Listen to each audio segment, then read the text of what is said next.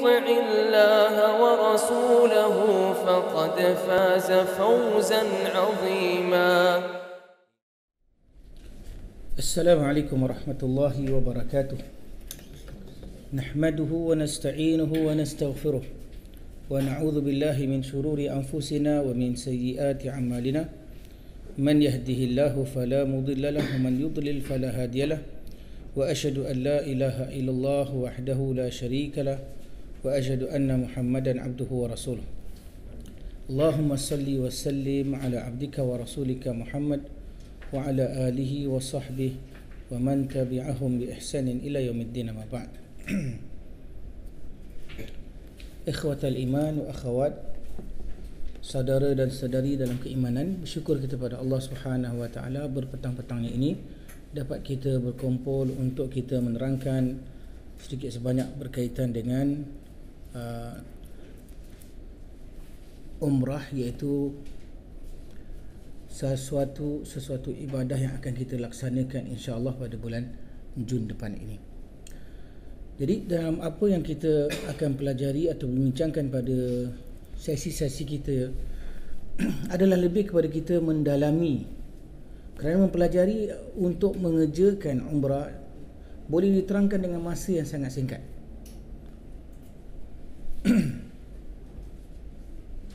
Belum lagi naik suara saya, sekejap. Dengar tak belakang? Tak? Boleh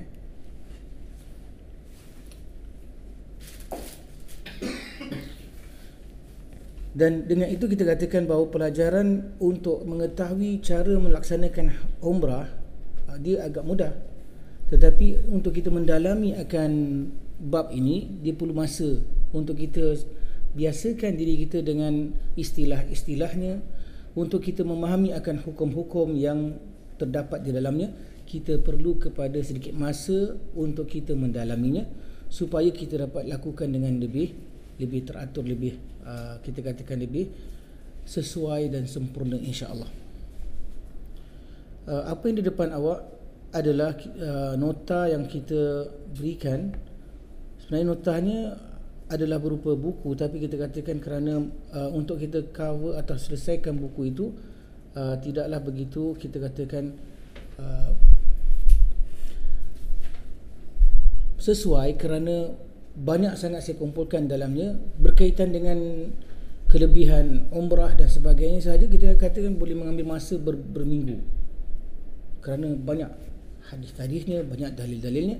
Jadi kita akan cuba dapatkan pembincangan kita berkaitan dengan kita katakan hanya berkaitan dengan bab yang kita nak terangkan. Jadi kenapakah kita belajar sebenarnya? Apa tujuan kita belajar? Apakah tujuan kita belajar untuk mendalami bab ini? Siapa boleh berikan? Kita mulakan dengan perbincangan sedikit. Apa pentingnya? Kenapa begitu penting kita belajar? Orang pergi umrah, haji dan sebagainya, sebagaimana yang saya katakan tadi, boleh belajar walau dapat ringkasan dengan singkat, cepat. Tapi kenapa kita perlu belajari? Kita harus faham semuanya. Betul. Satu lagi, ada lagi? Mana yang betul, sorry. Cara yang lebih tepat, lebih baik. Nah, fadal. Tahu mana yang salah. Kita lihat banyak orang lakukan macam-macam. Kita dengar orang buat demikian, yang ini buat demikian. Jadi banyak orang lakukan dengan cara-cara yang agak kepelbagaian, ataupun ada tambahan-tambahan yang mereka lakukan, yang mereka letakkan dan sebagainya. Maka dengan ini kita tak tahu mana yang lebih tepat, siapa punya umrah lebih baik. Sebagai contoh, mungkin orang kata pergilah pergi agensi ini, dia lebih baik umrah dia. Kenapa? Ada ini, ada ni, ada ni. Jadi bagaimana kita nilai sesuatu perkara itu benar-benar baik? Dengan ilmu. Dengan kita pelajari, ini sebenarnya tak perlu, ataupun ada yang perlu, kenapa tak ada yang ini yang diperlukan. Jadi dengan ini kita dapat menilai mana yang lebih utama diutamakan dan yang kurang utama dikebelakangkan.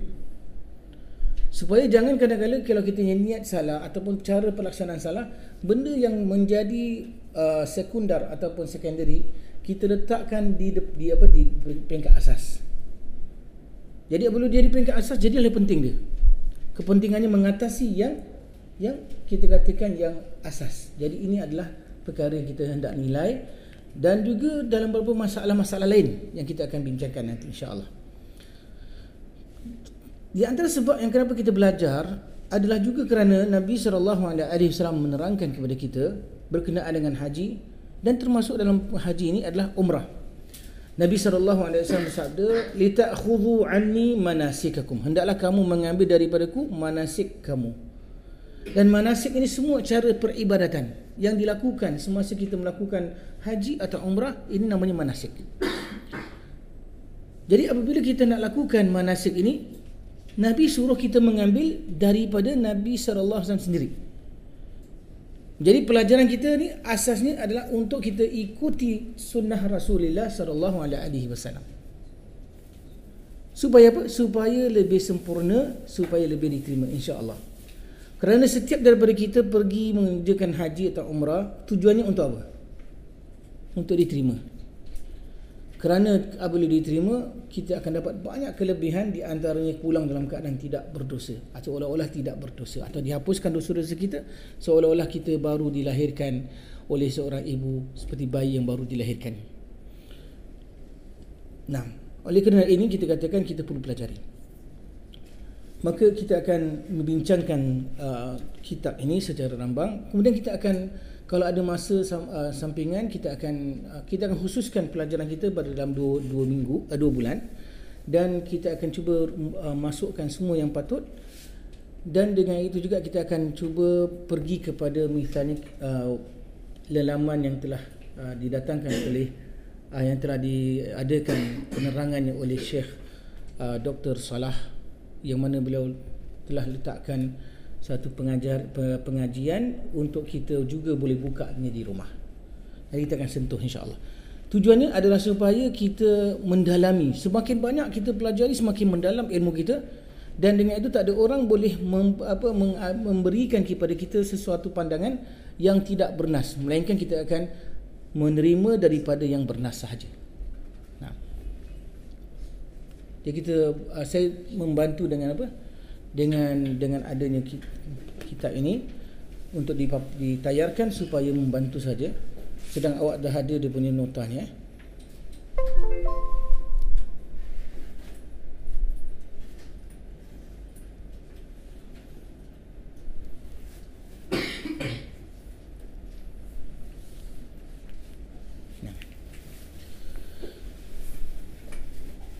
Maka kita pergi pada hukum umrah dahulu. Bab umrah ni kita boleh masukkan dalam beberapa kategori.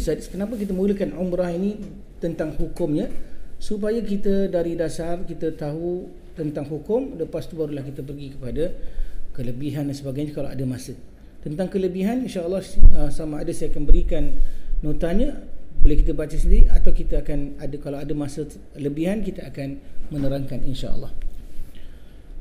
Jadi hukum umrah, sebelum kita pergi pada hukum umrah, apa itu umrah? Jadi kalau orang tanya, apakah itu umrah? Kita jawab, senang. Apa jawapan kita? Ziarah. Umrah itu adalah ziarah kita ke Baitullahil Haram dengan wajah yang khusus, dalam keadaan ihram, dan dengan kita melakukan tawaf umrah, kemudian kita lakukan sa'i, kemudian kita tahallul, cukur ataupun kita pendekkan, kemudian kita tahallul. Senang sangat. Sebab tu saya katakan boleh rumuskan sekejap je. Apa dia?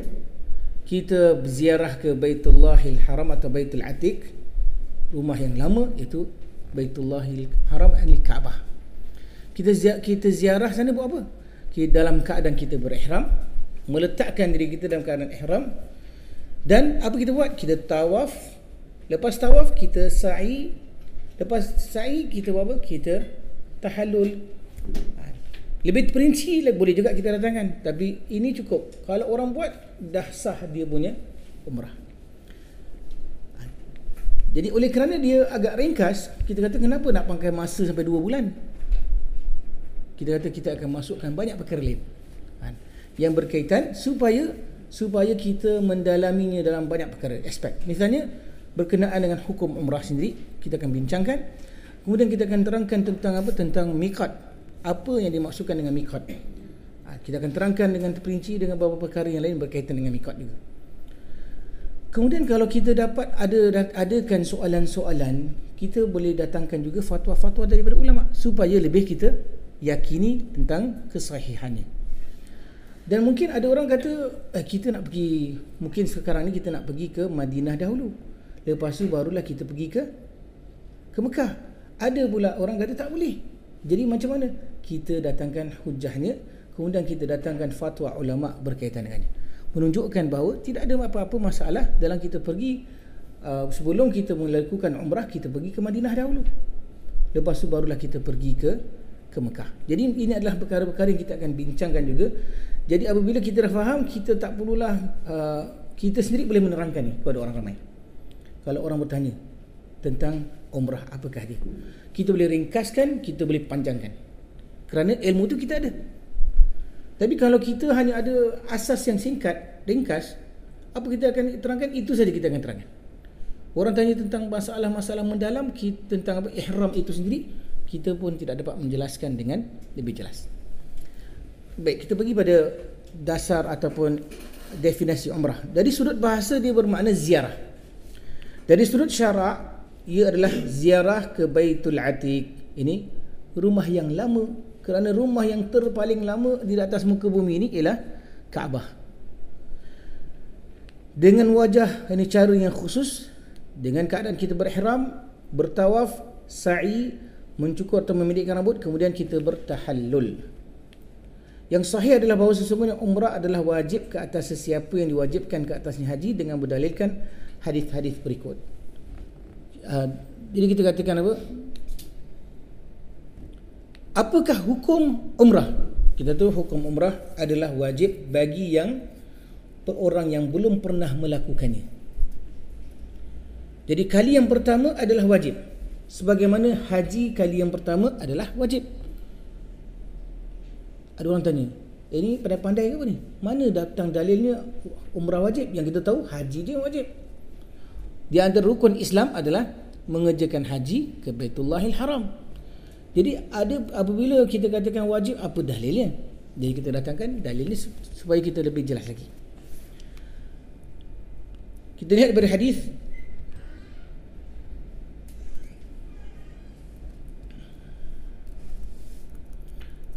hadis Jibril. Nabi menjawab sebagaimana apabila disoal oleh Jibril. Kita bacakan hadisnya dahulu kerana saya lebih suka kita dapat menghidupkan ataupun mengisikan sesi kita dengan bacaan hadis-hadis Rasulullah sallallahu alaihi wasallam, walaupun tidak semuanya, supaya kita tahu tentang sumbernya yang sebenar. Kemudian kita juga mahukan daripada sudut taufik dan hidayah Allah dengan kita membacanya, agar kita dapat juga merasakan diri kita berada di sisi ketika Nabi sallallahu alaihi wasallam mensabdakannya.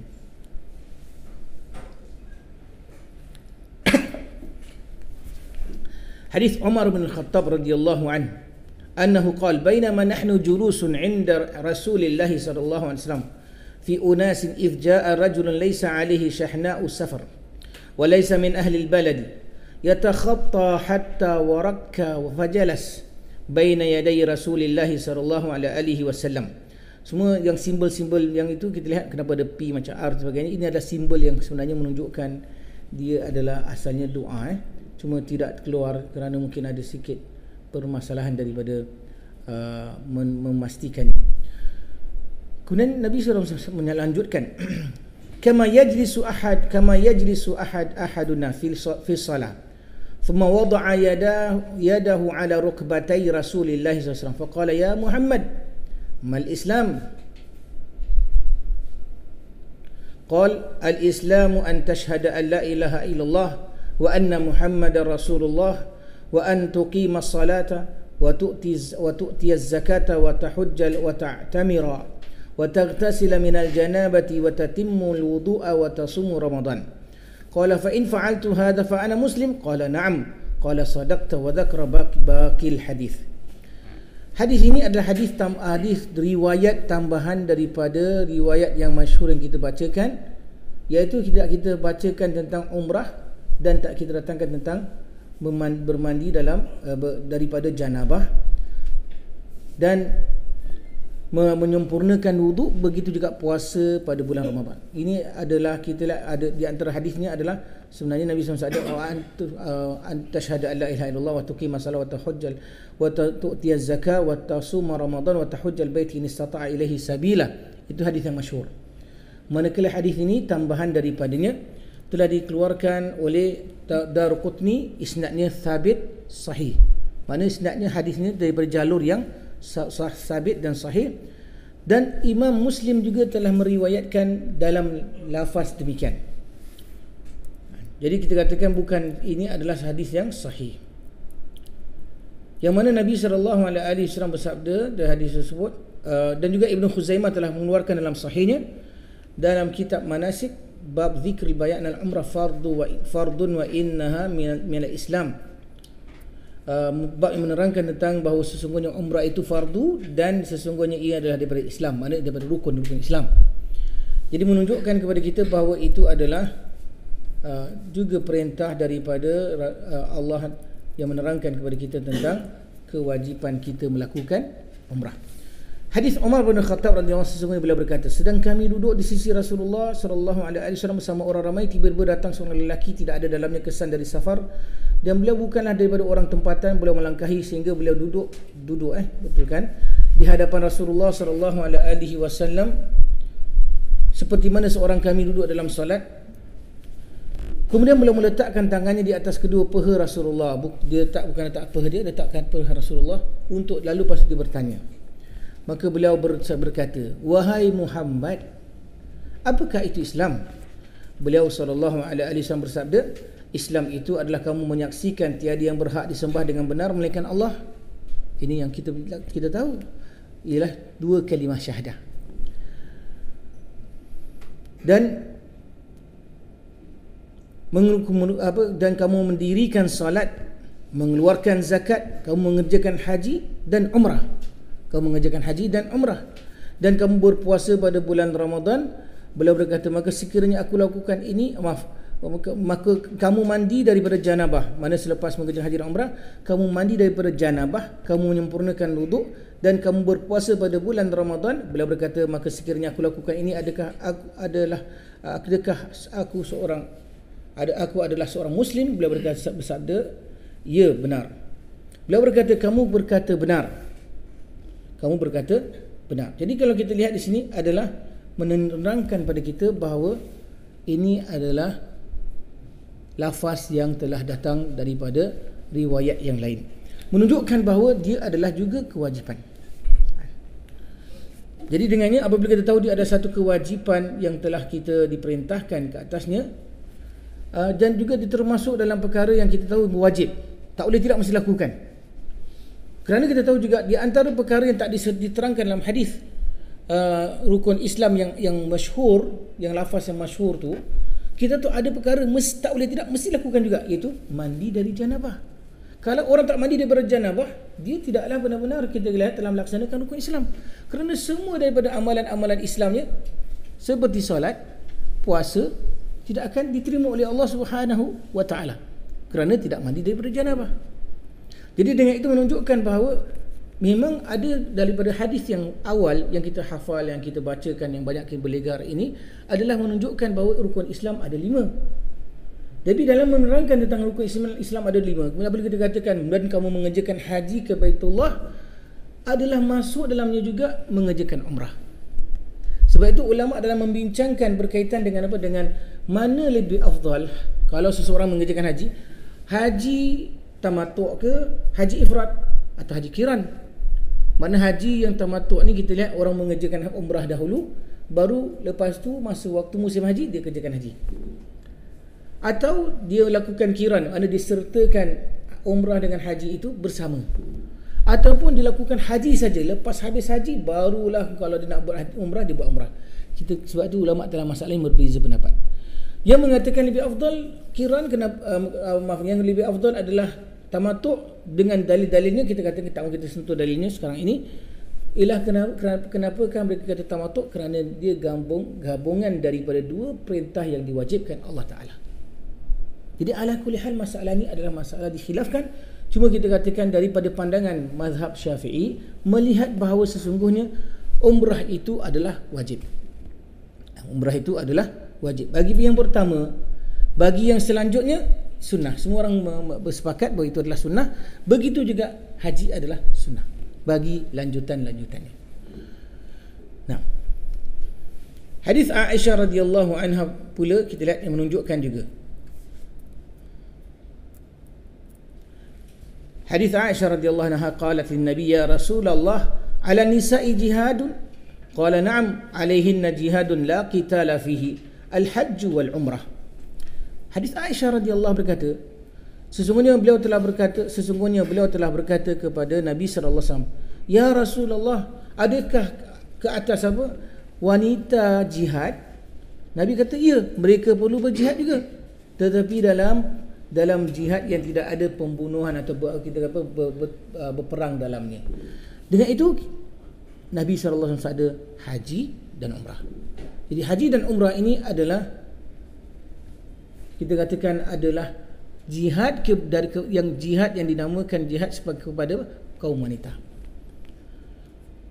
Mereka, Nabi kata wajib alaihin al-jihad la qitala fiha, la qitala fihi.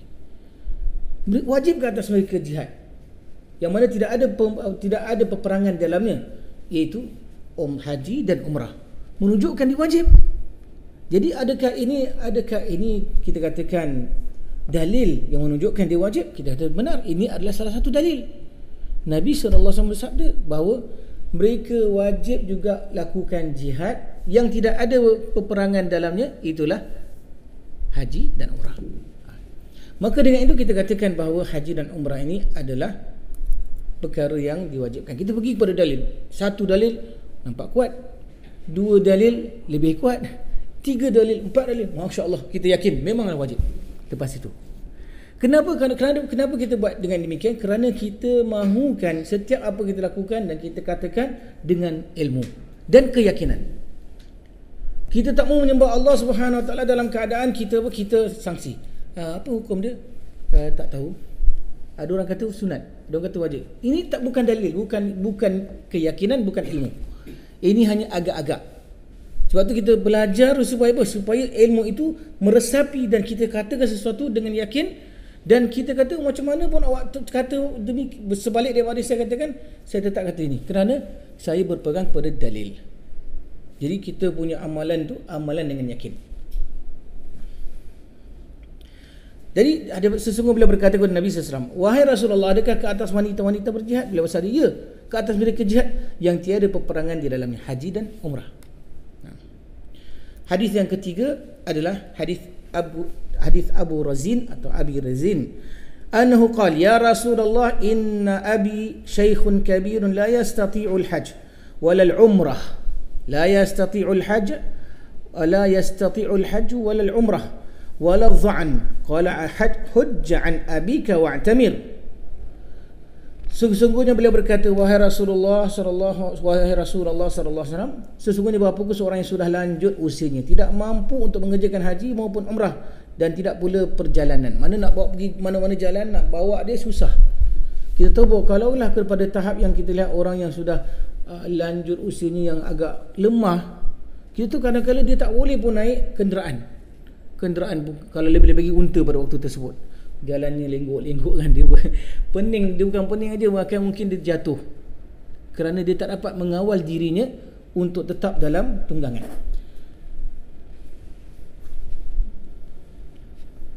Lalu Nabi SAW bersabda, buatlah haji untuk bapamu dan berumrahlah untuknya.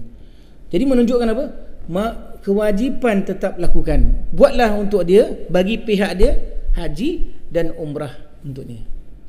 Menunjukkan itu adalah suatu kewajipan.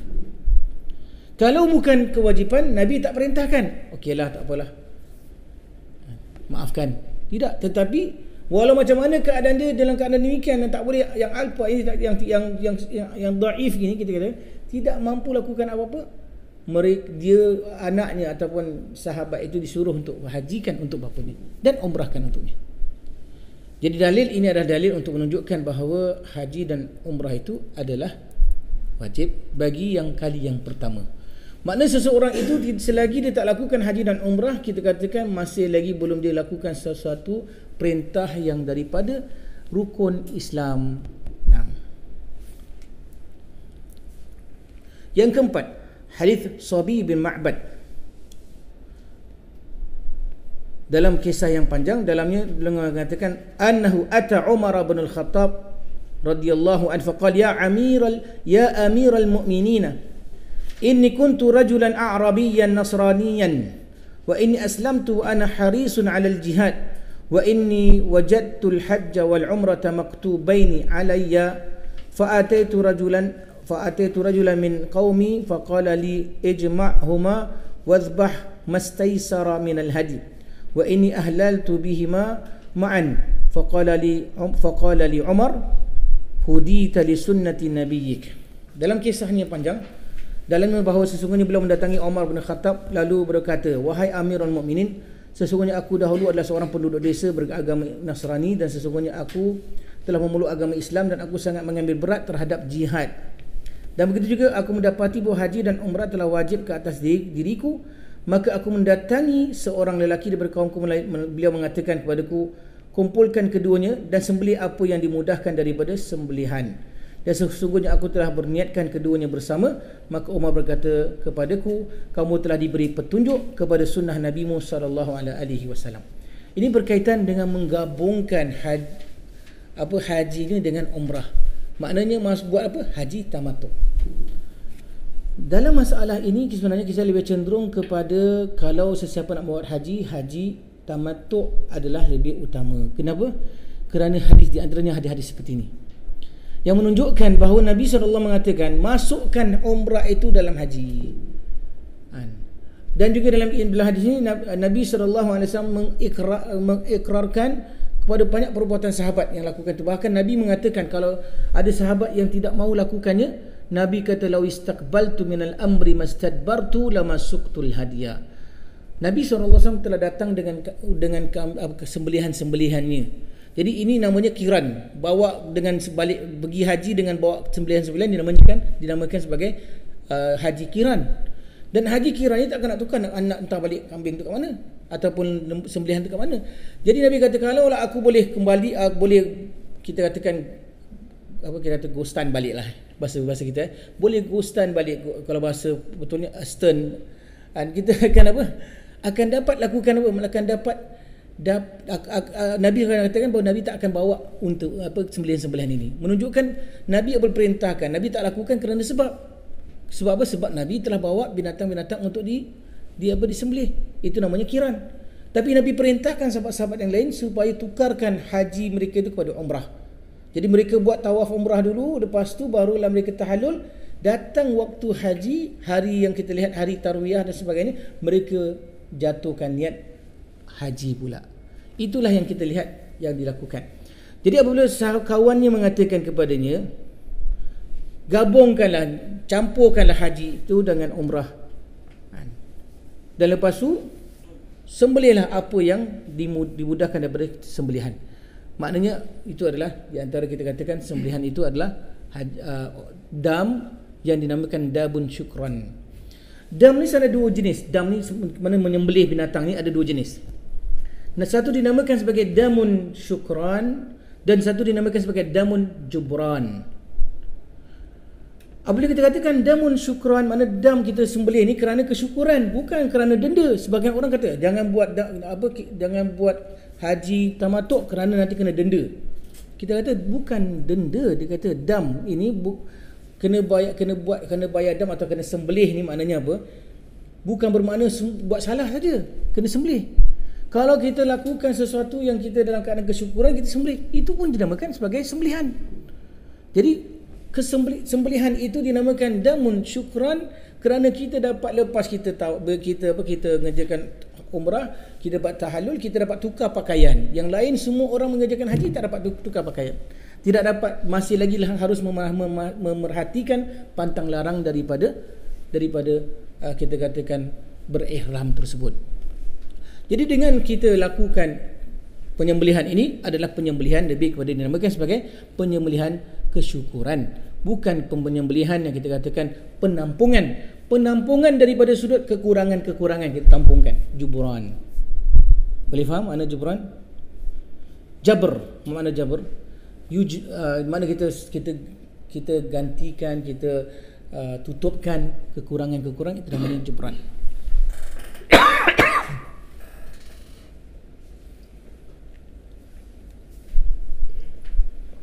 Baik. Kemudian yang kelima pula dalilnya adalah athar daripada Ibn Umar.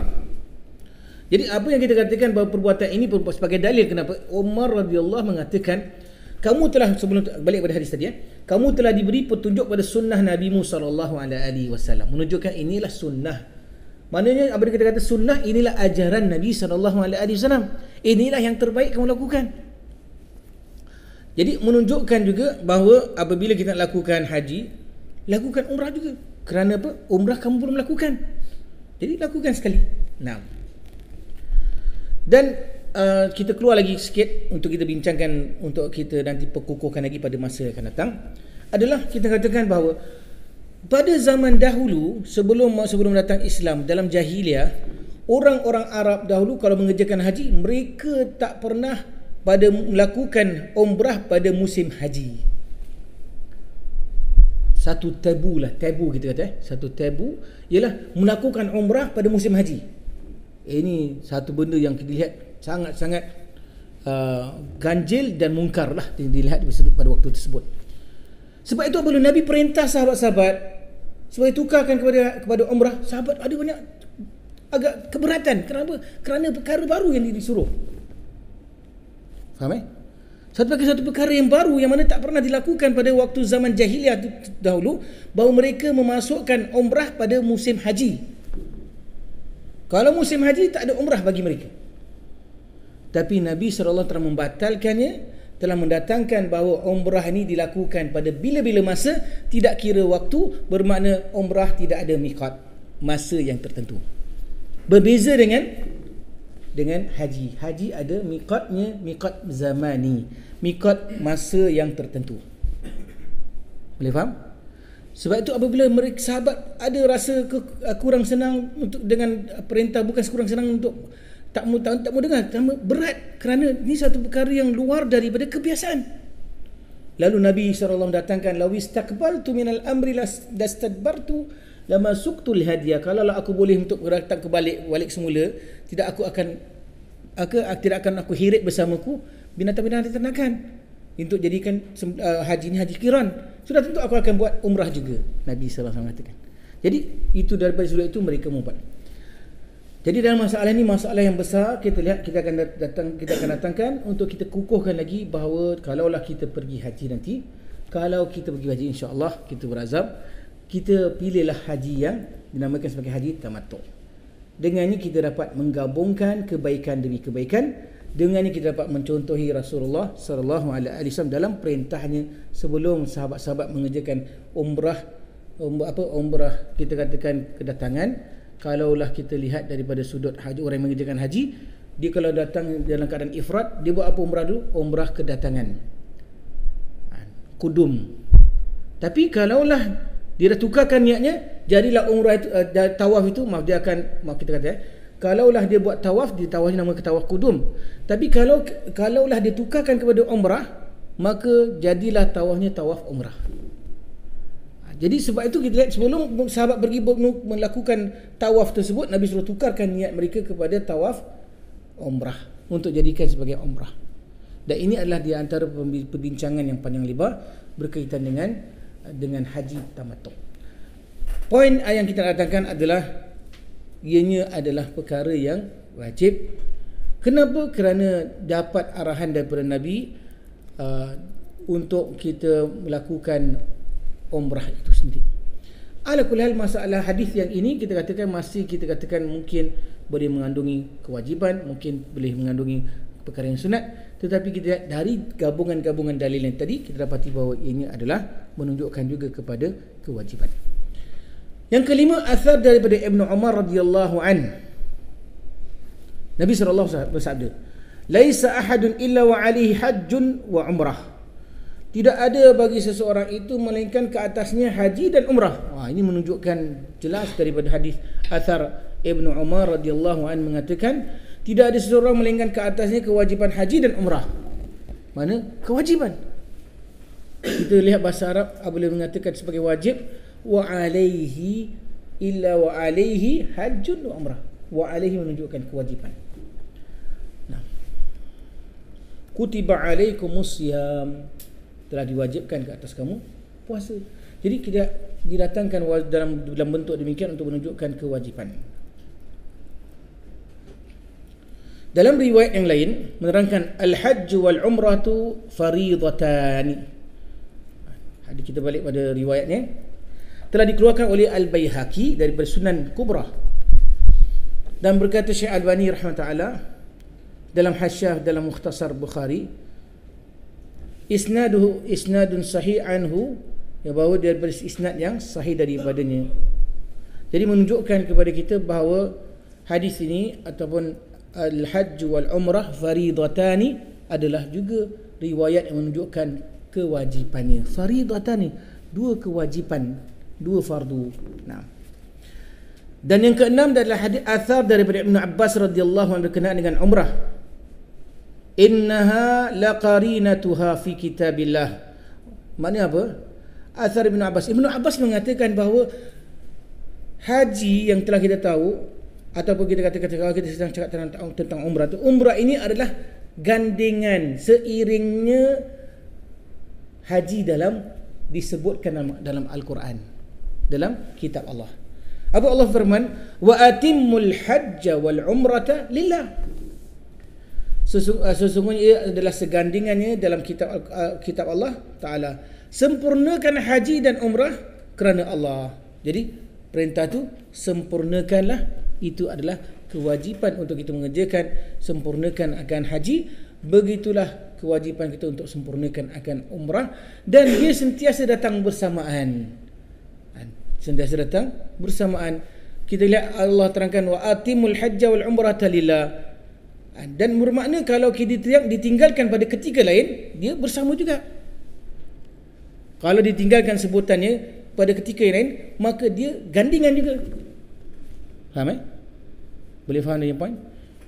Maknanya kalau kita kata apabila dalil berkenaan dengan hadis hadis yang kita masyhur kita bacakan, wa anta sumar ramadhana wa anta hujjal baita in istata'a ilaihi sabila, dan hendaklah kamu mengerjakan haji wa anta hujjal baita in istata'a ilaihi sabila, untuk kamu mengerjakan haji sekiranya kamu dalam kemampuan.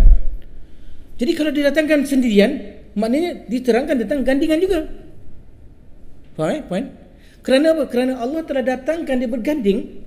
Dalam ayat yang lain menunjukkan bahawa kalau dia disendirikan, dia tetap gandingan juga maksudnya. Dari sudut itu mereka berhujah bahawa ini adalah juga sebagai sesuatu yang diwajibkan. Jadi inilah yang bertepatan sebagaimana yang telah ditunjukkan olehnya dalil-dalil syariah. Sesungguhnya umrah adalah fardu sebagaimana kefarduan haji. Wajib dalam seumur hidup sekali, sama ada dari penduduk Mekah ke atau selain daripadanya. Inilah pendapat Umar, Ibn Abbas, Zaid bin Thabit, Jabir dan Abdullah radhiyallahu anhu. Walaupun ada pendapat yang mengatakan bahawa penduduk Mekah tak wajib untuk melakukan umrah. Jadi kita kata sebenarnya tidak. Kerana perintahnya umum, maka umumlah harus diterapkan. Tidak boleh kita pisahkan penduduk Mekah daripadanya.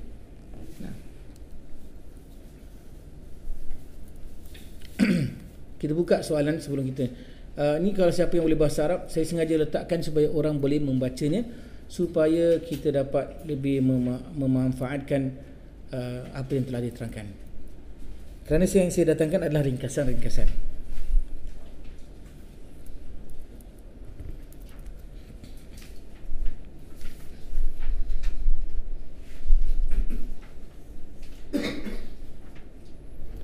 Memadailah melaksanakan umrah yang wajib ini dengan apa pelaksanaannya? Sama ada dinamakan sebagai umrah yang dalam tamattu', atau umrah yang dalam qiran, atau umrah yang dibuat daripada tanah halal yang terdekat. Mana tak kisahlah. selagi dia dinamakan umrah, tetap diterima. Sebagai contoh, satu orang dah buat haji, lepas tu baru dia tahu bahawa umrah wajib, tapi dia dah dekat Mekah, boleh dia buat umrah, keluarlah ke tanah halal, barulah buat umrah. Jadi yang dia buat umrah ni dekat sangat dia punya miqat. Kita kata sebenarnya kenapa miqat, mana tempat yang kita meletakkan diri kita dalam keadaan ihram, menjatuhkan diri kita dalam keadaan ihram. Jadi apabila kita keluar dalam kita nak lakukan itu, kita keluar dekat saja, keluar sekejap berapa kilometer je. Kalau selalunya beratus kilometer, berpuluh kilometer paling dekat kita kata. Dan Madinah punya miqat adalah lebih kurang 400 kilometer 400 kilometer. Jadi agak panjang, agak jauh. Tapi yang kita nak buat ini adalah buatnya di luar tanah halal saja. Adakah dikira sebagai umrah yang wajib juga? Dikira. Sebagaimana Nabi mengira akan umrah itu sebagai umrah yang diterima apabila Aisyah radhiyallahu hendak melakukannya. Tapi kita katakan sebenarnya dalam bab ini bukan sebagai hujah. Kenapa? Kerana dia buat kiran, Aisyah dikira sebagai buat kiran, dah dapat sebenarnya pahala umrah kiran. Dah tak perlu lagi buat umrah lagi, tapi umrah itu dinamakan sebagai umrah sunat lah sebenarnya. Berkenaan dengan itu, dengan apa kita katakan ini menunjukkan bahawa tak kisah. Yang penting kalau dia buat umrah, selagi dia telah buat umrah, kita kata dia telah gugurlah kewajipan kefarduannya untuk melakukannya. Boleh? Nah. Kita akan berikan masa sikit untuk buat soalan. Saya akan, kalau awak ada soalan, kalau saya tak boleh jawab sekarang, saya akan tuliskannya, saya akan carikan jawapannya, insya-Allah. Tidaklah wajib haji dan umrah melainkan sekali seumur hidup, dengan berdalilkan hadis Ibnu Abbas radhiyallahu an. Jadi menunjukkan haji dan umrah ni tak boleh tidak mesti dilakukan seumur hidup sekali. Dengan hadis Aqra' bin Habis, anna Aqra' bin Habisin sa'ala an-nabiy sallallahu alaihi wasallam faqala ya Rasulullah al-hajj fi kulli sanatin aw marratan wahidatan? Qala bal marratan wahidatan faman zada fahuwa tatawwu'. Wa lafzu an-Nasa'i law qultu na'am la wajabat thumma idhan la tasma'una wa la tuti'un walakinnaha hajjatun wahidatun. Ya Rasul, Aqra' bin Habis bertanya kepada Nabi sallallahu alaihi wasallam. Maka beliau berkata, wahai Rasulullah, haji itu dilakukan setiap tahun seumur hidup sekali atau seumur hidup sekali? Beliau bersabda, bahkan hanya sekali, maka sekiranya menambahkannya, maka sekiranya barang siapa yang menambahkannya, maka dia adalah tatawwu', dia adalah lebihan, dia adalah sunat, digalakkan. Dalam lafaz Nasa'i bersekiranya aku mengatakan ia pasti akan diwajibkan. Jadi sebab itu sebenarnya sebaiknya kalau tak perlu tanya lagi bagus. Kenapa? Kerana kalau Nabi diamkan, tak adalah kita lihat ada kemungkinan boleh berlakunya kewajipan. Sebab tu dalam soalan ini kita katakan Nabi SAW menerangkan peri pentingnya kita menyoal dengan yang baik. Terlebih lagi semasa zaman turunnya wahyu. Zaman turunnya wahyu ialah ketika Nabi masih hidup. Sebab tu Allah menerangkan la tas'alu an asya'a in tubda lakum tasukum. Janganlah kamu menanyakan sesuatu perkara-perkara yang kalau dibentangkan atau dizahirkan kepada kamu akan menyusahkan kamu. Jadi apabila soalan ini ditanya, Nabi katakan, kalau aku katakan ya tadi, sudah pasti akan diwajibkan. Kemudian apa berlaku? Sekiranya kamu mendengar, aku akan mengatakan tadi kamu pula tidak mentaati, tapi yang menjadi kewajipan hanya sekali. Jadi dia kalau Nabi SAW mengatakan ya, kita bukan nak dengar pun, kita tak buat pun, tak taat pun. Kenapa? Kerana kita adalah jenis yang kita lihat, kalaulah sesuatu perintah yang dilakukan yang susah sangat untuk kita lakukan, kita jadi kewajipan, maka kita akan tidak dapat melaksanakannya.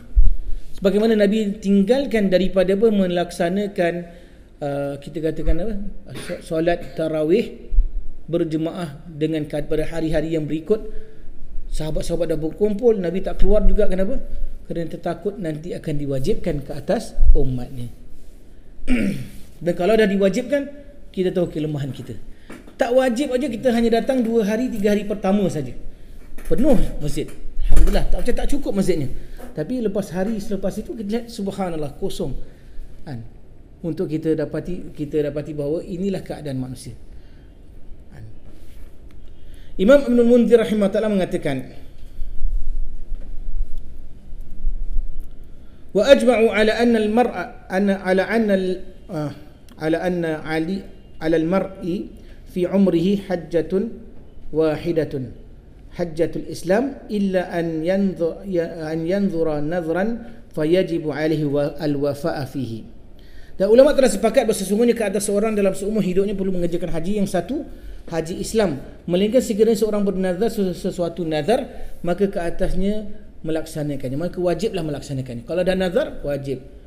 Saya telah mungkin ada orang kata saya telah bernazar untuk mengerjakan umrah pada tahun 2017. Kita kata wajib awak pada 2017 mengerjakan umrah. Tak kiralah bulan mana. Yang penting awak dah kata tadi awak nazar 2017, maka 2017 awak laksanakan. Dan ini adalah satu perkara yang kita kata kita elakkan, kerana apabila kita sentiasa bernazar, banyak sangat bernazar, kita akan melakukan ibadah ini dengan cara berkira, berkira kepada Allah Ta'ala. Allah beri kita ini, kita lakukan. Kalau tak beri, tak buat. Jadi ini adalah sebagaimana Nabi katakan, tak datang melainkan daripada seorang yang bakhil. Maknanya orang yang suka bernazar ini ialah orang yang bakhil. Kenapa bakhil? Kerana dia tidak akan melakukan ketaatan melainkan kalau Allah berikan dia ini, kalau Allah berikan itu dan sebagainya, baru dia nak beribadah. Kita kata ini adalah kebakhilan. Sepatutnya kita taat kepada Allah, segera dalam mentaati perintah Allah, lakukan banyak ibadah. Kerana apa? Kerana nak dapatkan keridhaan Allah, bukan kerana Allah berikan ini baru kita beribadah. Tidak. Nah. Imam Al-Mardawi rahimahullah mengatakan, wujubul haji fil umri marratan wahidan ijma'un, wal umratu idza qulna tajibu fa umratun wahidatun bila khilaf. Jadi wajib haji dalam seumur hidup hanya sekali secara ijma', dan umrah sekiranya kita berpendapat ini adalah wajib, maka sekali seumur hidup tanpa khilaf. Jadi umrah juga adalah hukumnya sama. Sekiranya seorang Muslim berihram bagi haji dan umrah yang sunat, maka wajib juga baginya menyempurnakannya. Jadi apabila kita ayat tadi menerangkan wa atimul hajja wal umrah wa umrata lillah, sempurnakan haji dan umrah kerana Allah. Jadi kewajipan untuk menyempurnakan haji dan umrah ini satu kewajipan. Bermakna adakah kita sedang lakukan kita sedang lakukan haji dan umrah yang sunat? Adakah wajib kita sempurnakan? Kita kata sempurnakan. Kerana apa? Kalau kita dah mula melakukan haji dan umrah, wajib kita sempurnakan. Kerana dengan dalil tersebut. Dan Nabi, dan juga kita lihat, al-itmamu yajibu fil umrati kama yajibu fil haji liman dakhala fi wahid minhuma bi ijma'. Ibnu Abdul Bar mengatakan, Imam Ibnu Abdul Bar mengatakan rahimahullah ta'ala, penyempurnaan dalam ibadah umrah adalah wajib sebagaimana wajibnya haji kepada sesiapa yang memasuki di antara salah satu dari keduanya secara ijma'. Jadi siapa yang masuk ke dalam salah satu daripadanya, yang mulalah dia berihram untuk haji, maka wajib sempurnakan, tak boleh tidak, mesti sempurnakan. Kalau dia melakukan misalnya umrah, dia telah meletakkan dirinya dalam berihram dengan umrah, maka wajib baginya untuk sempurnakan umrah itu. Ada orang kadang-kadang kita lihat dia ikut dia rasa. Dia datang saja nak pergi ke Madinah, dia punya queue, dia punya kesesakan banyak. Tak tahan lah, kita balik aje lah, minggu tahun depan ni kita buat. Tak boleh, kamu dah berihram, kamu pernah sempurnakan. Jadi ini adalah di antara ujian. Kalau masalah lain yang timbul, kita kata sekiranya dia telah berihram, lalu datang masalah aral melintang, iaitu dia dihalang daripada masuk kerana sebab-sebab tertentu, maka boleh tak dia membatalkannya? Di sini adalah permasalahannya. Kalau sebelum itu dia telah bersyarat, fa in habasani habisun famahilli min haitsu habastani, fa in habasani habisun fa mahilli min haitsu habastani. Iaitu sekiranya aku didatangi dengan aral yang mana penghalang, maka tempat aku bertahalul ialah di tempat aku dihalang. Jadi menunjukkan di sini kalau dia ada jatuhkan syarat demikian, kalaulah misalnya dia, kita katakan apa, dalam keadaan tidak dapat mengerjakan haji kerana sebab itu, maka dia bertahalul di situ, tak ada masalah kerana dia telah bersyarat. Tapi kalau tidak, mesti laksanakan. Penyempurnaan dalam ibadah umrah adalah wajib sebagai wajib haji yang sesiapa yang memasukinya di antara salah satu dari keduanya secara ijma'. Ini adalah suatu perkara yang diijma'kan. Jadi kita sampai kepada soal syarat-syarat kewajipan haji dan umrah. Sebelum itu saya nak tanya soalan-soalan kalau ada. Nah, silakan. So that means when you niat to go umrah haji apa the condition lah. Tak perlu. Adakah disunat untuk bacakan syarat itu? Kalau keadaan-keadaan yang biasa, tak ada orang terhalang daripada mengerjakan haji atau umrah, maka kita katakan tak perlu bacakannya. Bukan tujuan kita untuk tinggalkan haji dan umrah itu, tidak. Hanya kalau sekiranya terhalang. Kalau kita lihat ada masalah-masalah masuk, mungkin zaman dahulu punya keadaan yang susah dan sebab-sebab halang-halangan dan sebagainya, maka itu boleh diniatkan. Tapi kalau zaman sekarang kita lihat tak ada, kalau dah ada visa, dah ada apa semua, tak ada masalah untuk masuk, tak perlu kita niatkan. Tak perlu kita syaratkannya. Kalau kita rasa ada kepayahan, mungkin kita tak tahu, kita ada buat salah ke mana-mana daripada negeri itu ke sebagainya kan, maka bolehlah syaratkan. Dia kata ni muka saya ni kalau masuk kena tahan, okey, niatkan, syaratkan. Kalau tak perlu. Nothing wrong if you syaratkan lah. Okey, kalau nak syaratkan boleh tak? Boleh, tak ada masalah. Baik. Soalan lain? Ada soalan? Mafi? Baik. Kemudian kita pergi sekarang ini pada syarat kewajipan haji dan umrah. Haji dan umrah ni ada syaratnya. Pertama, kefahaman syarat serta bahasa dan istilah. Untuk faham syarat, apa makna syarat? Kita fahamkan dahulu apa makna syarat. Condition lah, pre-condition kita kata. Prerequisite lah kita kata. Prerequisite. Syarat dari sudut bahasa bermakna tanda. Sesuatu yang jadi tanda, kita kata syarat. Sebab tu dinamakan tanda-tanda hari kiamat, dinamakan asyaratus sa'ah. Tanda-tanda hari kiamat. Dari sudut istilah, ma yalzam min adamihi al-adam wa la yalzam min wujudihi al-wujud wa la adami li dhatihi. Boleh faham? Akhti, fahimti? Jadi syarat kita dah bincangkan dulu masa perbincangan tentang solat Jadi kita katakan bahawa syarat ini adalah apa yang selazimnya. Kalaulah sesuatu itu tidak ada, tak adalah dia. Tapi kalaulah dia ada, tidak bermakna adanya ia ataupun tak ada. Itu kita akan lihat, kita akan datangkan contoh. Contohnya kita katakan syarat untuk solat apa? Syarat solat apa? Sebagai contoh, wudu, kesucian. Okey, tahur kita kata. Kalau tak ada kesucian, boleh tak saya solat? Jadi kita kata kalau tak ada kesucian, tak adalah solat. Mana orang boleh kata saya telah solat? Mana awak belum ambil wudu pun nak solat apa? Kan? Jadi kita katakan kamu tidak ada syaratnya, macam mana kamu ada solatnya? Kerana solat itu memerlukan wudu. Syaratnya perlu wudu. Tapi kalau tak ada wudunya, tak adalah solatnya. Faham? Jadi dengan itu kita kata, tapi kalaulah ada wudu, awak dah solat, tidak semestinya. Kerana adanya wudu tidak bermakna saya dah solat atau belum solat. Dengan zatnya, secara zat. Faham poinnya? Jadi itu maksud daripada syarat. Baik? Boleh? Faham tak? Ya akhi? Baik, alhamdulillah. Sebagai contoh, wudu itu adalah syarat sahnya solat. Maka dengan definisi di atas adalah seperti berikut. Apa yang lazim dengan tiada wudu, tiadalah solat, dan tidak selazimnya dan tidak lazimnya semestinya adanya wudu, adanya solat atau tiadanya solat. Nah, ini bab usul fiqh yang kita katakan dia penting kita pelajari juga untuk pelajar-pelajar agama yang lebih serius, insya-Allah. Kerana dalam kita belajar ni sebaiknya kita ambil asas-asas ini supaya kukuhkan kita punya fondasi. Nah,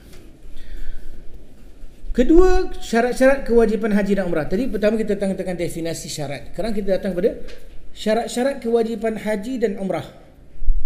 Nah, haji dan umrah adalah wajib dengan 5 syarat yang berikut. Okey, 5 syarat yang berikut. Tapi ada syarat lagi satu yang akan kita khususkan kepada wanita sahaja. Syarat pertama ialah Islam, bersandarkan kepada firman Allah Subhanahu wa taala bahawasanya orang-orang musyrik adalah najis, maka janganlah mereka mendekati Masjidil Haram selepas tahun ini. Innamal musyrikuna najasun fala yaqrabul Masjidal Haram ba'da 'amihim hadha. Yang bermaksud bahawasanya orang-orang yang musyrik adalah najis, maka janganlah mereka mendekati Masjidil Haram selepas tahun ini. Najis. Habis kalau kita pegang dia macam mana? Kita pegang kena basuh tangan tak? Pegang sesiapa, salam-salam orang yang tidak beriman, orang yang musyrik. Perlu tak? Perlu. Tidak, itu bukan dimaksudkan najisnya. Najisnya dimaksud daripada sudut maknawi, bukan hissi. Jadi hissi ni kalau kita lihat yang sentuhan dan sebagainya lah, maknanya dia memang najis. Kalau kita sentuh, kita kena basuh. Tidak. Ini adalah kerana apa dinamakan najis daripada sudut ini? Kerana kesyirikan itu adalah kekotoran, penodaan. Jadi jangan kita nodakan diri kita dengan apa? Dengan kesyirikan. Sebab tu dalam hadis ni, dalam ayat ini Allah menerangkan bahawasanya orang-orang musyrik adalah najis daripada sudut najasatu ma'nawiyah. Kenapa? Kerana apa? Kerana kepercayaan mereka terhadap menduakan dan selebih daripada dua ini kepada Allah Subhanahu wa taala. Yang ini mereka mengatakan ada tuhan-tuhan sesembahan yang lain selain Allah atau bersama dengan Allah, maka ini semua masuk dalam kesyirikan. Dan Allah Subhanahu wa taala tidak akan redha haknya itu diberikan kepada selainnya. Sebab itu kesyirikan ini satu dosa yang sangat-sangat besar. Allah Ta'ala menerangkan innasyirka la zulmun azim, sesungguhnya kesyirikan itu adalah kezaliman yang sangat agung. Dan dengan itu perlu kita ambil perhatian, elakkan daripada kita jatuhkan diri kita dalam kesyirikan, sekali-kali jangan. Nah, kemudian kita lihat sesungguhnya ia adalah demikian kerana tidak sah daripada mereka demikian, maka sesuatu yang mustahil untuk mewajibkan apa yang tidak sah, dengan bersandarkan kepada hadis Abu Hurairah. Dan dahulu kita tahu bahawa orang-orang musyrikun apa mereka buat? Mereka letakkan patung-patung di sekeliling Kaabah untuk mereka untuk mereka bertawaf, di samping itu meminta daripada patung-patung tersebut. Dan ini adalah kesyirikan. Jadi sebab itu dilarang mereka daripada bertawaf di Kaabah selepas itu. Abu Bakar telah mengutus, kita bacakan hadisnya.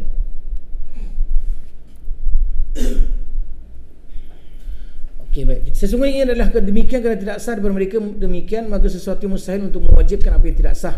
Dengan bersandarkan hadis Abu Hurairah radhiyallahu anhu, beliau berkata, Abu Bakar telah mengutusku dalam suatu rombongan haji di mana beliau telah dijadikan ketua ke atasnya oleh Rasulullah SAW di Haji Wada', suatu kumpulan yang mengazan mengumumkan kepada orang ramai di hari nahar, hendaklah orang yang musyrik selepas tahun ini tidak mengerjakan haji maupun bertawaf di Baitullah dalam keadaan telanjang, tidak berpakaian. Dan ini yang dilakukan oleh sebahagian orang-orang musyrik. Zaman dahulu mereka tahu bahawa Allah tak akan terima melainkan daripada yang halal, yang baik. Kalau pakaian mereka dapat daripada rampasan, daripada riba dan sebagainya, maka dia tahu bahawa ini semua adalah tidak akan diterima oleh Allah, kerana Allah tak akan terima melainkan yang baik. Jadi apa mereka buat? Mereka kalau nak bertawaf, pakaian mereka pun ada, kita lihat kita katakan kesan-kesan daripada duit-duit yang haram ataupun harta yang haram. Mereka terus bertawaf dalam keadaan tidak berpakaian. Jadi kita katakan ini yang berlaku kepada waktu tersebut. Lalu Nabi melarang. Nabi dah larang orang-orang musyrik janganlah bertawaf dan juga tak boleh dah ditawaf ke Kaabah itu dalam keadaan telanjang, tidak berpakaian.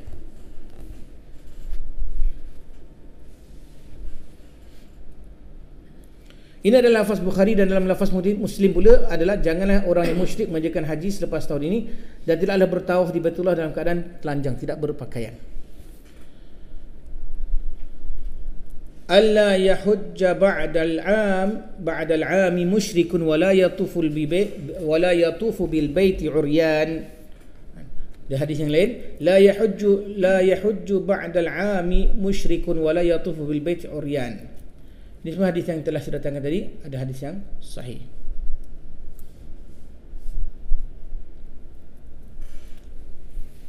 Dari Zaid bin Asy' radhiyallahu rahimahullah taala berkata, aku telah bertanya kepada Ali radhiyallahu anhu, dengan apakah kamu telah diutus? Berkata Ali radhiyallahu anhu berkata, dengan 4 perkara, iaitu tidak akan sesuatu jiwa akan memasuki syurga melainkan seorang yang muslim menyerahkan diri kepada Allah, tidak boleh bertawaf dan keadaan tidak berpakaian, tidak boleh orang-orang Islam dan orang-orang musyrik berkumpul selepas tahun mereka ini. Barang siapa di antaranya dengan Nabi SAW perjanjian, maka perjanjian itu sewaktu sehingga waktunya. Sesiapa yang tidak ada jangka masa yang ditetapkan, maka dalam masa 4 bulan. Maknanya kalau kita lihat di situ menunjukkan itulah masa yang mana telah diberikan kita kata penghabisan urusan-urusan orang-orang yang tidak beriman, orang-orang musyrik di Mekah, untuk mereka bertawaf sama ada umrah ke haji, melainkan kita lihat diberikan mereka, kalau mereka ada perjanjian dengan Nabi SAW, maka itulah waktunya. Selepas perjanjian itu, selepas kewafatan Nabi, dah habislah waktu tersebut, dan selepas pengikhlanan itu habislah masanya. Dan bagi siapa yang tidak ada masa tertentu sampai bila, maka dia katakan selepas sampai 4 bulan daripada waktu yang telah diiklankan. Jadi dengan ini menunjukkan bahawa tidak bolehlah lagi kita atau sesiapa sahaja yang hendak melakukan umrah atau haji dalam keadaan kesyirikan. Tak boleh.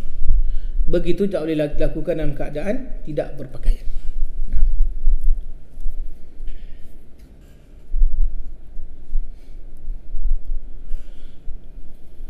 Jadi hadis ini adalah la yadkhulul jannata illa nafsun muslimah wa la yatufu bil baiti uryan wa la yajtami'u muslimin wa musyrikin ba'da amihim hadha wa man kana bainahu wa bainan nabiy sallallahu alaihi wasallam ahdun fa ahdu ila muddati wa man la muddata lahu fa 4 ashhur.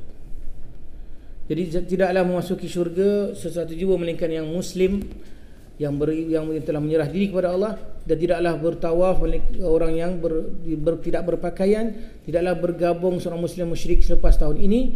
Maknanya dalam mengerjakan haji tak boleh lagi. Kerana apa? Nabi telah datang satu riwayat lain menerangkan Nabi dah larang mereka berada lagi di Hijaz. Dan barang siapa yang di antaranya antara Nabi SAW perjanjian, maka perjanjian kepada masa yang telah ditetapkan, dan kalau tiada penetapan, hanyalah 4 bulan saja. Jadi syarat yang pertama Islam. Tapi ada soalan. Kita katakan bahawa kalau dia nak lakukan juga, kita tak boleh. Pertama tak boleh. Nak masuk macam mana? Kan? Kita katakan. Tapi adakah mereka berdosa kerana tak lakukan haji dan umrah? Soalan untuk dijawab. Nah, Fadal. Tak tahu. Akhi Faiz. Nah. Iskandar. Are they sinful for not doing haji and umrah? Yeah. Yes, why? Because the command to perform haji and umrah is for everyone. And then they don't accept Islam, and then they don't accept all the other rituals. So Okay. compounded lah, dosa is compounded. Okey. Di situ kita katakan bahawa dasarnya memang kita katakan akan antara perkara yang akan jadi sebab kepada kesengsaraan mereka. Dalilnya apa? Dalilnya hadis Nabi, ayat Allah telah berfirman, "Wa ma salakakum fi saqar." Qalu lam nakum minal musallin wa lam nakun nut'imul miskin wa kunna nakhudhu ma'al kha'idin wa kunna nukadzibu biyaumiddin hatta atana al-yaqin. Apabila ditanya kepada penduduk neraka Sakar, apa yang membawa kamu kepada neraka Sakar ini? Mereka berkata, lam nakum minal musallin, kami tidak ada berkalangan orang yang melakukan apa? Solat. Wa lam nakun nut'imul miskin, dan kami tidak ada berkalangan orang yang memberi makan kepada orang miskin. Wa kunna nakhudhu ma'al kha'idin, dan kami dahulu suka berkumpul-kumpul bercakap-cakap tentang perkara yang salah, yang tidak Allah turunkan dengan benar dan dengan hak. Wa kunna nukadzibu biyaumiddin, dan kami dahulu mendustakan pada hari pembalasan. Orang-orang ini sebenarnya apa? Orang kafir sebenarnya. Kenapa kita tahu dia kafir? Kerana dikatakan akhirnya wa kunna nukadzibu biyaumiddin, dan kami dahulu mendustakan hari pembalasan. Dan kita tahu siapa yang mendustakan hari pembalasan, dia tidaklah beriman. Kan? Tapi kenapakah mereka tetap mengatakan tidak mereka lakukan salat, beri makan kepada orang miskin, dan mereka lakukan berbual-bual atau cakap-cakap sesuatu yang tidak ada hak bagi mereka untuk bercakap dan sebagainya? Itu menunjukkan bahawa mereka masih lagi diberikan perkiraan daripada meninggalkan perintah-perintah dan melakukan larangan-larangan. Meninggalkan perintah, salat ditinggalkan, beri makan ditinggalkan, perintah ni. Meninggalkan larangan, jangan kita Allah Taala mengatakan jangan kamu bersama-sama mereka. Jangan kamu berada bersama-sama orang yang kita katakan yang mengatakan kepada hak Allah yang bukan daripada hak mereka mengatakan. Seperti kita tahu bahawa di antara dosa besar adalah wa antaqulu 'ala Allahi ma la ta'lamun. Dialah kamu mengatakan ke atas Allah apa yang kamu tak mengetahui. Itulah di antara dosa besar yang terbesar, kita lihat. Jadi apabila orang-orang ini dia duduk berbincang, dia telah lakukan larangan. Jangan duduk sebenarnya dalam masalah dalam sesi atau majlis seperti itu. Tapi dia duduk juga, dia berbual. Jadi kita katakan itu juga adalah melaksanakan larangan. Jadi dengan dia meninggalkan perintah, melaksanakan larangan, dapat juga celaan. Walaupun kita lihat dia daripada dasar awal, kita kata kalau dia tak beriman, sudah cukuplah. Tapi dia tetap mengatakan itu sebagai sebab. Nah, baik. Dan dengan itu kita katakan bahawa sebenarnya Allah kehendaki semua daripada hamba-hambanya untuk beriman. Dan untuk melakukan setelah beriman, untuk melakukan segala perintah-perintah yang lain. Tapi kerana mereka tak menerima akan asas keimanan, maka perintah-perintah lain tetaplah masih lagi tuntutan. Tetapi kalau mereka buat tak diterima, kenapa? Kerana asas yang pertama, kunci penerimaan amalan tidak dilakukan pertama. Ini mentauhidkan Allah Subhanahu wa ta'ala.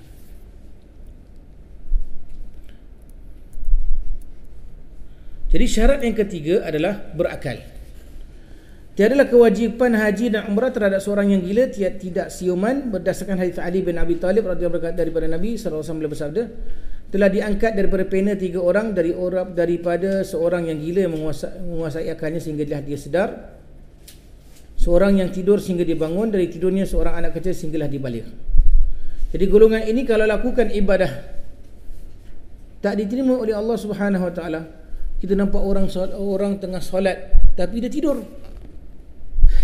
Bukan makna dia solat dia tidur, dia maknanya bukan dalam keadaan dia tertidur dalam solat. Itu beza. Ini dia solat tapi dia tidur, makna tidur berjalan lah. Dia tidur bergerak, dia solat pula. Jadi dalam tidurnya dia solat. Adakah sah solatnya?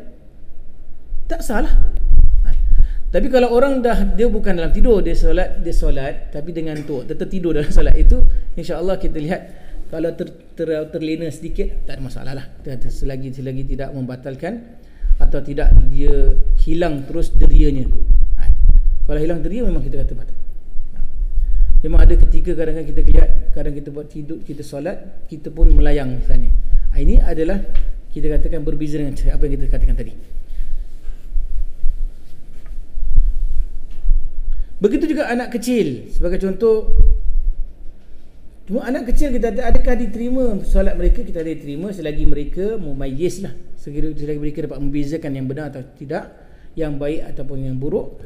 Tetapi kalau mereka mengerjakan haji, anak kecil ni, adakah sah hajinya atau sah umrahnya? Umrah yang pertama yang wajib.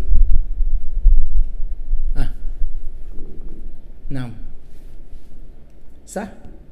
Mana kita ada satu orang ni namanya saya Haji Fulan. Kita tanya, bila awak pergi haji? Oh, saya pergi haji zaman-zaman masa datuk saya bawa. Saya masih kecil. Dia kata, haji dia sah tak? Dia tak sah sebenarnya.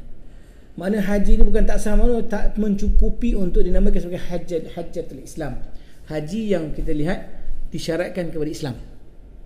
Kerana haji yang kita lakukan yang untuk hajatul Islam ni, mana haji melaksanakan rukun Islam, tak cukup. Bermakna dia harus lakukan haji yang lain semasa dia lepas dia balik, dia lakukan haji yang lain. Okey. Nah.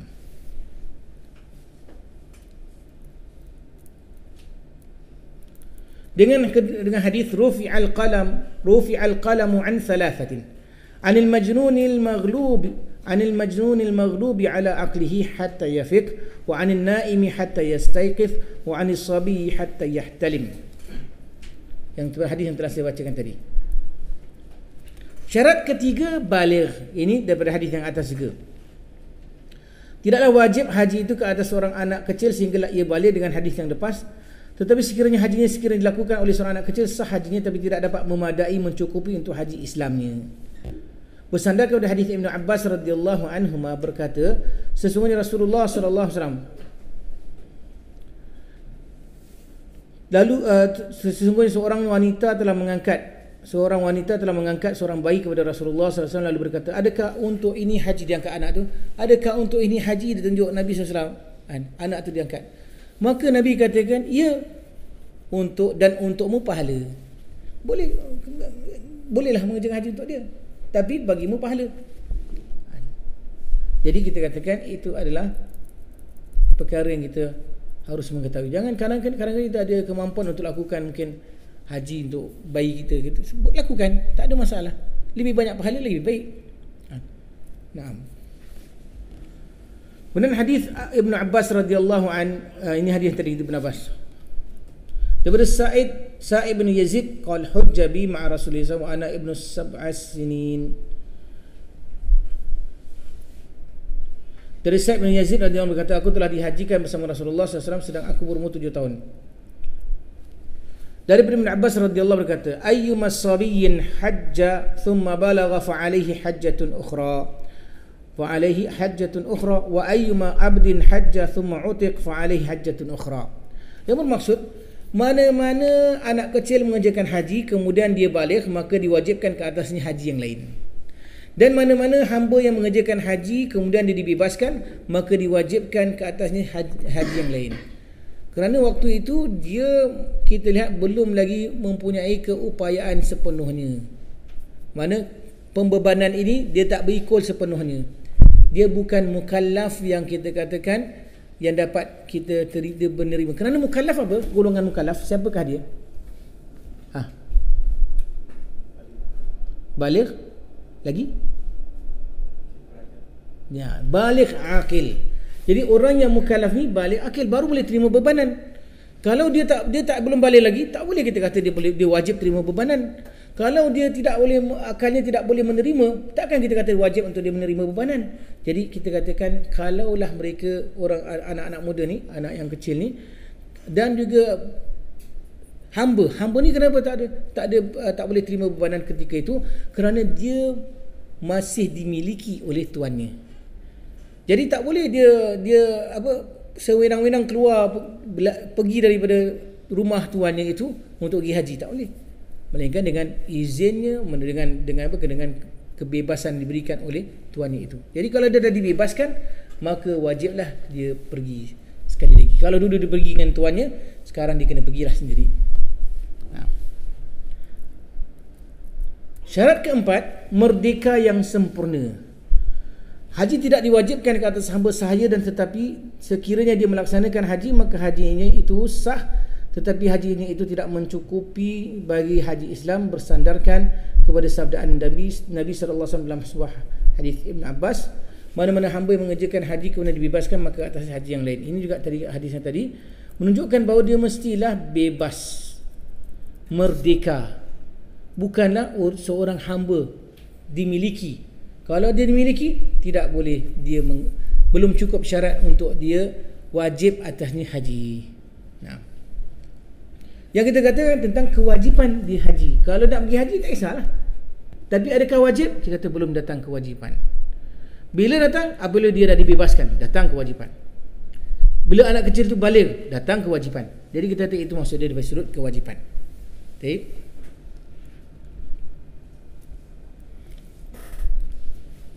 Syarat kelima adalah kemampuan, keupayaan. Dengan firman Allah SWT kita tahu, walillahi 'alan nasi hajjul baiti in man istata'a ilaihi sabila. Hak Allah ke atas manusia mengajarkan haji ke Baitullah kepada sesiapa yang mampu mendapat jalan untuk ke sana. Jadi itu adalah kemampuan, man istata'a ilaihi sabila, istita'ah. Kebanyakan ahli ilmu dalam ayat ini menafsirkan dengan apa yang diriwayatkan secara marfu'. Sesungguhnya seorang lelaki bertanya berkenaan apa yang mewajibkan haji, maka dikatakan kepadanya bekalan dan tunggangan. Jadi apabila kita katakan kemampuan ini adalah bekalan dan tunggangan. Apa makna bekalan? Kalau orang dulu dia bawa apa? Dia bawa bersamanya, dia pikul lah, dia punya berasnya lah, dia punya apa semua dia bawa, kan? Periuk belanga pun dia bawa juga. Tapi mereka pergi bergumpulan, jadi dapat sebahagian bawa barang-barang ini semua, sebahagian bawa pekakasnya dan sebagainya, dan sebahagian pula kita lihat bawa kayu api ni sebagainya. Jadi bekalan-bekalannya. Sekarang ini bekalannya perlu duit sebagai contoh sekarang ni, ataupun ada kad bawa kad boleh lah. Tapi itu tak berguna di mana? Di padang Arafah tak ada berguna, dan di mana-mana tempat yang tak berguna, kerana kita lihat tak ada ATM machine. Semua kita katakan yang dimaksudkan adalah duit lah. Kalau di situ duit. Dan juga keperluan, kita dah ada duit, kita beli barang-barang yang kita perlukan untuk bawa kepada tempat-tempat yang kita perlu buat haji ataupun umrah itu. Nah. Dan kedua, bekalan. Kedua adalah tunggangan. Maknanya mesti adalah dia mampu untuk membawakan dirinya ke sana dengan menaiki tunggangan-tunggangan. Kalau ada orang kata saya nak pergi haji dengan berjalan kaki, dia bernazar nak jalan kaki untuk pergi haji. Oh, mana tinggal Indonesia, macam mana nak jalan kaki? Kita kata susah. Tapi ala kulli hal, kalau dia buat demikian, kita katakan awak lebih baik kafarah, buat kafarah sudah. Kenapa? Kerana Allah melarang kita daripada memudaratkan diri kita. Kerana kamu nak merentasi perbatasan-perbatasan. Untuk merentasi perbatasan bukan macam negeri kamu sendiri. Banyak macam-macam ragam kita lihat. Jadi bukan dia tu, bahkan dia punya bahaya, dia punya apa sebagainya. Jadi kita katakan elakkan. Dan di sini namanya kita katakan kebekalan tunggangan sekarang ini ialah tiket kapal terbang, tiket dulunya tiket bot, kan, dan sebagainya. Maka ini semua dinamakan sebagai tunggangan yang mana kita perlu ada. Kalau tak ada, tidaklah, kita belum lagi wajib untuk mengerjakan haji. Anna rajulan sa'ala amma yujibul hajj faqila lahu az-zadu war-rahilah. Allah menerangkan fatazawwadu fa inna khairaz zadi taqwa. Maka berbekallah kamu, dan sebaik bekalan adalah ketakwaan. Jadi apabila kita cukup bekalannya dan cukup kita ada kemampuan dengan datangkan kita katakan tunggangan, ada tunggangan, sama ada dengan kita punya milikinya sendiri atau kita sewa atau kita bayar dan sebagainya, tak ada masalah. Itulah yang dimaksudkan sebagai kemampuan. Syekh Islam Ibn Taymiyah rahimahullah mengatakan bahawasanya haji hanya wajib ke atas siapa yang berkemampuan untuk dapatkan jalan ke sana dengan nas Al-Quran dan sunnah dan yang banyak dan ijma' ulama Islam. Dan makna firman Allah, man istata'a ilaihi sabila, barang siapa yang berkemampuan mendapat jalan untuk ke sana. Kemampuan mendapat jalan di sisi Abu Abdillah dan sahabat-sahabatnya adalah memiliki bekalan dan tunggangan. Maka sebab daripada kewajipan adalah kewujudan harta, dan barang siapa yang ada harta maka wajib ke atasnya haji dengan sendirinya maupun dengan perwakilan. Maka barang siapa yang tiada harta tidaklah wajib ke atasnya haji walaupun sekiranya dia mempunyai kemampuan dari sudut badannya. Dan ini adalah di antara kita katakan perkara yang kita harus ambil perhatian. Jadi kita akan sambung lagi bab ini untuk kita terangkan apakah yang dimaksudkan dengan bekalan dan juga tunggangan, iaitu kemampuan. Dan kita akan bincangkan tentangnya, dan di situ juga kita ingin mendatangkan bahawa kalau ada orang dia bawa separuh bekalannya dan separuh lagi bekalan dia nak buat nanti dapat, dia nak berniaga kat Mekah nanti supaya dapat balik nanti buat, boleh tak? Kita kata kalau dia cukup yakin, kita kata okeylah. Nanti kalau dia beli, dia jual barang orang tak laku, tak nak, orang barang-barang belacan nak jual kat sana macam mana kan? Jadi kita kata tak boleh lah.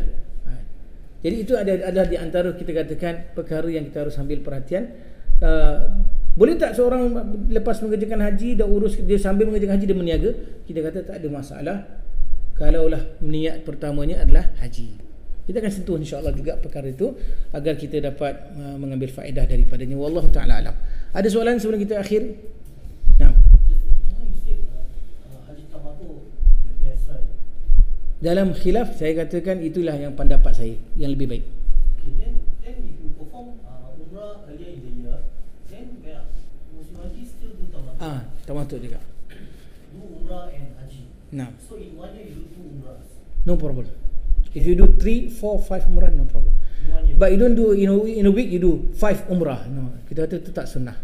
Oh, but in 1 year no problem. No problem. It's quite this apa kita katakan dipisahkan, is being dispersed, no problem, tak masalah. Then is it true that Nabi do umrah every year? Not really. Kita tak boleh itulah. Maksudnya apa? Adakah Nabi melakukan tiap tahun? Tidak. Tapi Nabi adakah anjuran Nabi? Kita kata ada anjuran. Nabi suruh ikutkan haji dan umrah kerana dia akan menafikan, akan menghilangkan kefakiran, seperti mana besi yang kotor, api yang panas menghilangkan kekotoran besi daripada karat-karatnya, kotoran-kotorannya. Jadi menunjukkan bahawa dengan kita banyak mengerjakan umrah, kita ikutkan satu umrah kepada umrah yang lain, dia sebenarnya adalah salah satu channel atau jalan untuk kita jauh daripada kefakiran. Nabi never perform, but Nabi encourage, yes. Every year. Not every year, means quite oftenly lah. Even if you want to do it twice, 3 times a year, no problem. Or even 4 times, or better still, as many as you like. But not kita kata tak boleh kerap dekat-dekat sangat. Dekat-dekat sangat kita ada larangan daripada ulama, sehingga kita kata sebagian ulama memakruhkan dia. Kita akan bincangkan insya-Allah pada pelajaran depan. When people say it's too, when they see that what you're doing is too near to each other, then it's too near lah. If you say after 2-3 months you go, is it dekat? Kita tak dekat.